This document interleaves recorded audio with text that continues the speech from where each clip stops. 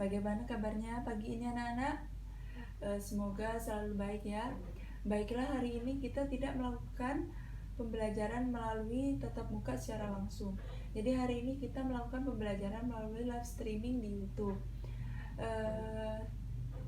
Untuk masalah absensi, nanti absensinya setelah live streaming ini berakhir, kita absensi melalui aplikasi grup WhatsApp. Nah, sebelum kita masuk ke materi, mari kita berdoa bersama-sama. Berdoa dimulai. Berdoa selesai. Nah, baiklah. Sebelum kita masuk ke materi, Ibu mau memberitahu jika kalian nanti ingin bertanya atau ingin menjawab, kalian bisa langsung nulis di kolom komentar di bawah ini ya. Nah, baiklah, kita langsung masuk ke materi. Sebelum kita masuk ke materi, kita mengingat dulu materi apa yang kita pelajari minggu lalu. Ada yang tahu? Ya, materi minggu lalu adalah materi tentang rendah hati, hemat, sederhana, membuat hidup lebih mulia. Nah, materi hari ini adalah meneladani kemuliaan dan kejujuran Nabi Rasul Allah Subhanahu wa Ta'ala. Nah, apa hubungannya antara hidup sederhana, hemat, dan rendah hati membuat hidup lebih mulia dengan meneladani kemuliaan dan kejujuran Nabi dan Rasulullah? Nah, persamaannya dan hubungannya adalah sama-sama membuat kita menjadi orang yang lebih baik, sama-sama menjadikan kita orang yang beriman kepada Allah, tidak menjadikan kita manusia yang sombong, manusia yang ingkar kepada Allah. Nah, sebelum masuk ke materi, Ibu akan menjelaskan beberapa materi yang akan kita bahas nanti. Nah, yang pertama adalah materi tentang beriman kepada Allah, dan yang kedua adalah materi tentang tugas-tugas para nabi dan Rasulullah. Yang ketiga, sifat-sifat para nabi dan Rasulullah. Yang keempat, mengenal 25 nama nabi dan Rasulullah. Nah, kita masuk ke materi yang pertama, yaitu materi beriman kepada nabi dan Rasulullah. Ibu udah ada siapkan tayangan slide di sebelah sini. Kalian bisa menyimak sambil mendengarkan Ibu. Nah, apa sih iman itu? Nah, ada yang tahu iman itu apa? Oke, Nabila, iman adalah yakin. Ya, iman adalah yakin bahwa adanya Nabi dan Rasulullah, yakin bahwa Nabi dan Rasulullah itu utusan Allah untuk menyampaikan wahyu kepada umatnya. Nah, para Rasul bertugas menyampaikan wahyu kepada umatnya dan memberikan petunjuk bagi umat manusia ke jalan yang lurus, sehingga dapat mencapai tujuan dunia dan di akhirat. Nah, seperti yang ada di dalam Al-Quran surat Al-Imran ayat 164. Ibu bacakan ya. Bismillahirrahmanirrahim.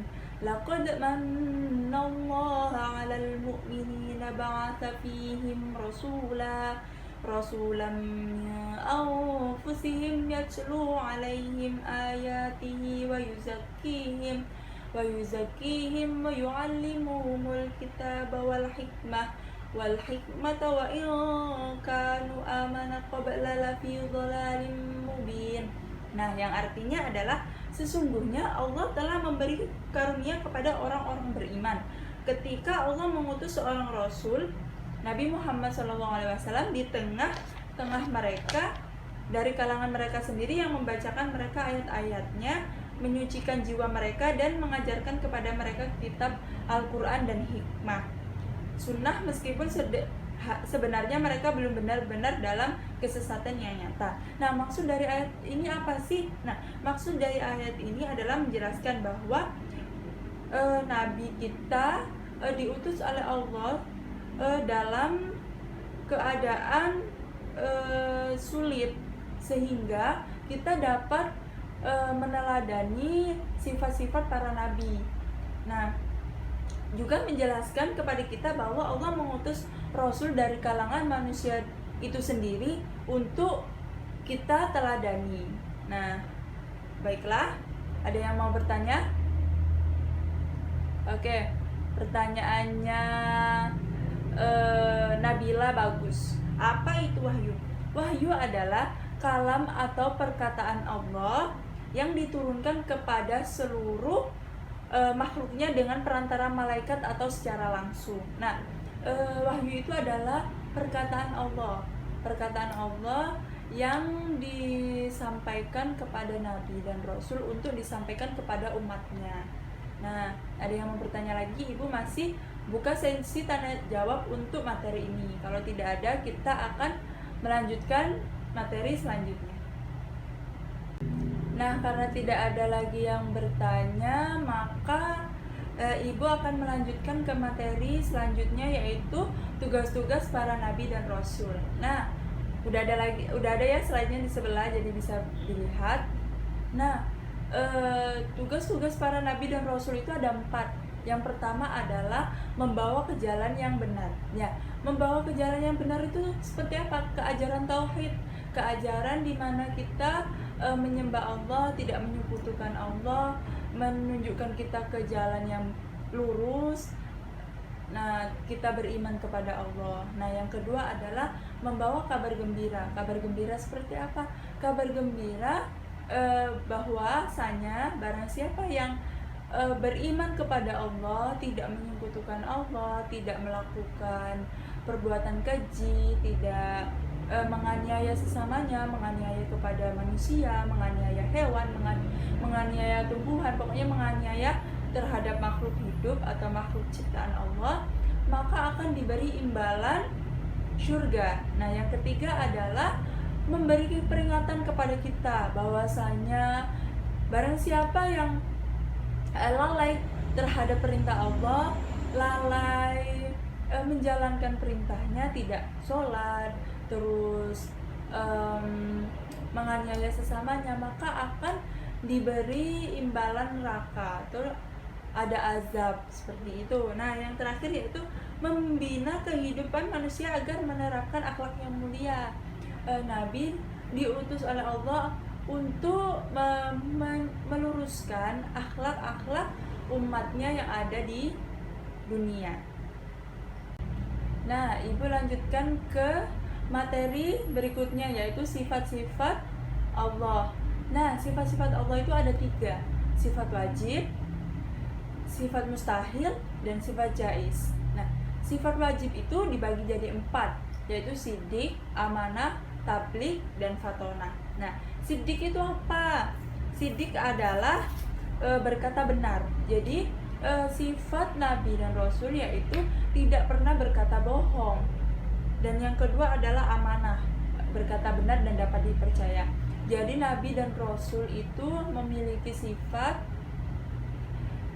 yang tidak pernah berkhianat.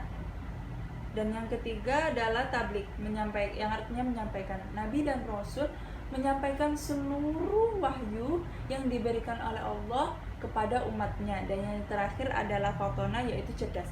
Seorang Rasul itu dari kalangan manusia, akan tetapi dia memiliki sifat yang sangat cerdas. Jadi dia tidak pernah lupa dan tidak pikun. Nah, seperti itu ya. Paham ya? Lanjut ya di selanjutnya. Nah, masuk ke sifat yang kedua, yaitu sifat mustahil. Sifat mustahil adalah sifat yang tidak dimiliki oleh Nabi dan Rasul. Nah, yang pertama adalah kazib, yang kedua adalah khianat, yang ketiga adalah kitman, dan yang keempat adalah baidah. Nah, kazib itu apa? Kazib itu dusta. Jadi Nabi dan Rasul tidak akan berkata dusta. Dan yang kedua adalah khianat. Khianat yang artinya tak dapat dipercaya. Jadi Nabi dan Rasul tidak akan berkhianat kepada hambanya, kepada umatnya, dan kepada Allah. Dan yang ketiga adalah kitman, yang artinya menyembunyikan. Jadi Nabi dan Rasul tidak akan menyembunyikan sedikit pun wahyu yang diberikan dari Allah untuk umatnya.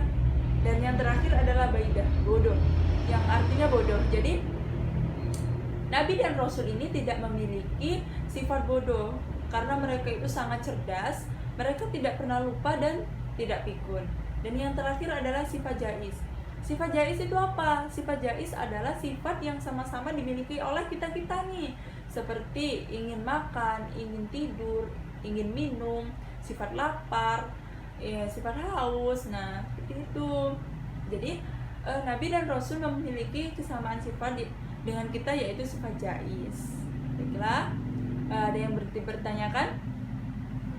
Oke, nggak ada. Jadi kita next ya ke materi selanjutnya. Nah, materi berikutnya adalah mengenal nama-nama Nabi dan Rasulullah. Nah, nama-nama Nabi dan Rasulullah itu ada 25.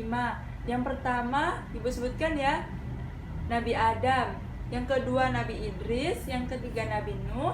Yang keempat Nabi Hud. Yang kelima Nabi Saleh. Yang keenam Nabi Ibrahim. Yang ketujuh Nabi Lut. Yang kedelapan Nabi Ismail. Yang kesembilan Nabi Ishak. Yang kesepuluh Nabi Yakub. Yang ke-11 Nabi Yusuf, yang ke-12 Nabi Ayub, ke-13 Nabi Su'aib, ke-14 Nabi Musa, ke-15 Nabi Harun, yang ke-16 Nabi Zulkifli, yang ke-17 Daud, yang ke-18 Sulaiman, yang ke-19 Ilyas, yang ke-20 Ilyasa, yang ke-21 Yunus, yang ke-22 Zakaria, yang ke-23 Yahya, yang ke-24 Isa, dan yang ke-25 adalah Nabi akhir zaman, yaitu Nabi Muhammad SAW. Nah, di antara 25 nabi ini ada 5 nabi yang diberi julukan ulul azmi, diberi predikat oleh Allah, yaitu gelar ulul azmi. Oke, selanjutnya yaitu mengenal para nabi yang diberi julukan ulul azmi. Udah ada di slide sebelah sini ya, udah tayangkan di situ.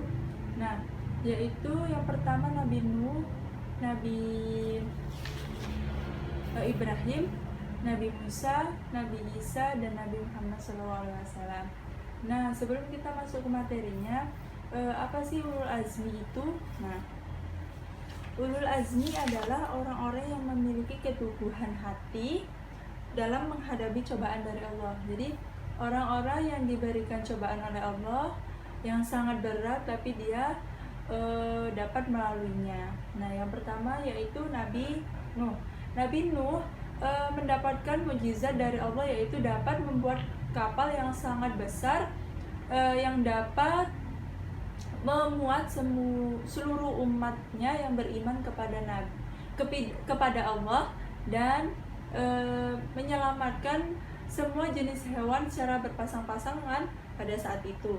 Nah, yang kedua yaitu Nabi Ibrahim. Nabi Ibrahim diberi mukjizat oleh Allah, yaitu tidak terbakar pada saat dibakar oleh Raja Namrud. Nah, saat api unggunnya dibuka, ternyata Nabi Ibrahimnya tidak terbakar, masih utuh di dalam. Nah, yang ketiga yaitu Nabi Musa alaihissalam. Nabi Musa alaihissalam diberi mukjizat oleh Allah. Yang pertama adalah tongkatnya dapat berubah menjadi ular. Nah, yang kedua yaitu jarinya dapat mengeluarkan cahaya. Nah, pada saat itu orang-orang kafir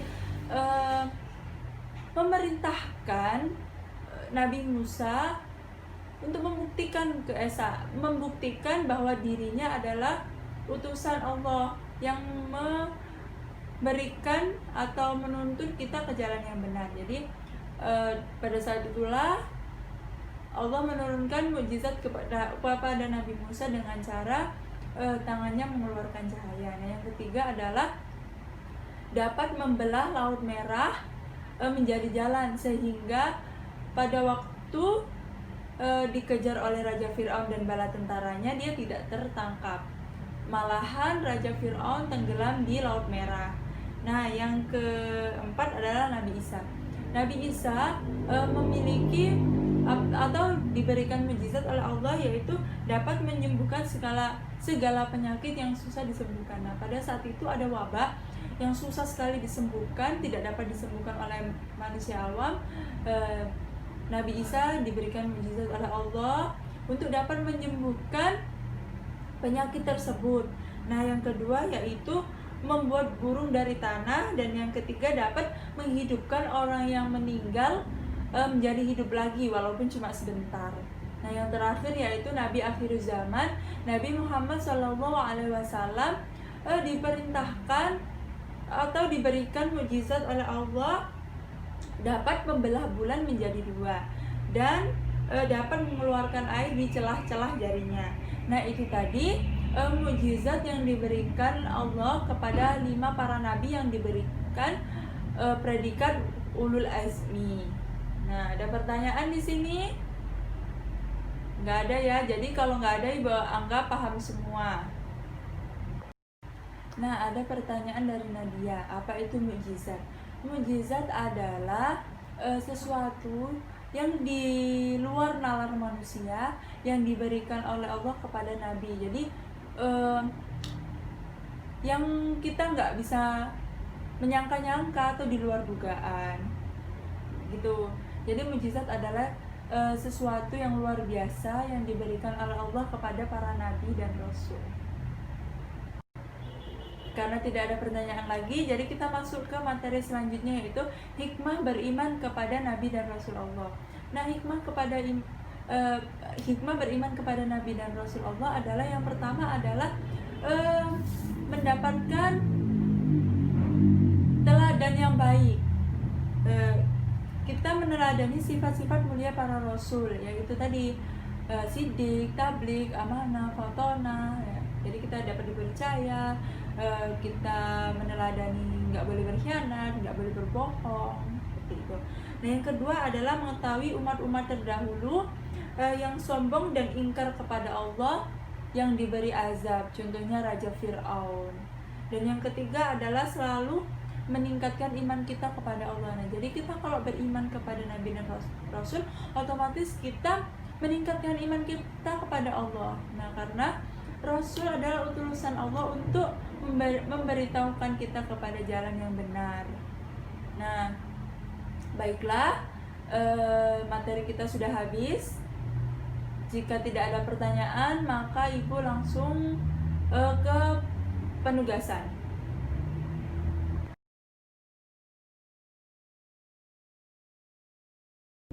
Baiklah, karena tidak ada lagi yang bertanya, Ibu akan langsung masuk ke sesi penugasan. Nah, penugasan kali ini adalah Ibu menugaskan kalian untuk membuat video menghafalkan 25 nama nabi dan nabi yang diberi gelar ulul azmi beserta mukjizat yang Allah berikan kepada para nabi dan rasul. Kalian bisa minta tolong kepada orang tua kalian untuk proses pembuatan video. Lalu nanti videonya dikumpul di aplikasi grup WhatsApp. Nanti Ibu akan menentukan videonya ditukar kepada temannya untuk diberikan komentar dan diberikan solusi. Oke, baiklah, sudah paham kan? Tugasnya dikumpul 2 hari terhitung hari ini ya. Baiklah, mungkin itu saja yang dapat Ibu sampaikan. Jangan lupa absen setelah ini. Kurang lebihnya mohon dimaafkan. Sebelum kita tutup materi hari ini, mari kita berdoa. Berdoa dimulai. Berdoa selesai. Baiklah, dengan kita melakukan pembelajaran daring, semoga tidak mengubah semangat kalian untuk tetap belajar dan memahami mata pelajaran pendidikan agama Islam dan budi pekerti. Baiklah, mungkin itu saja. Wassalamualaikum warahmatullahi wabarakatuh.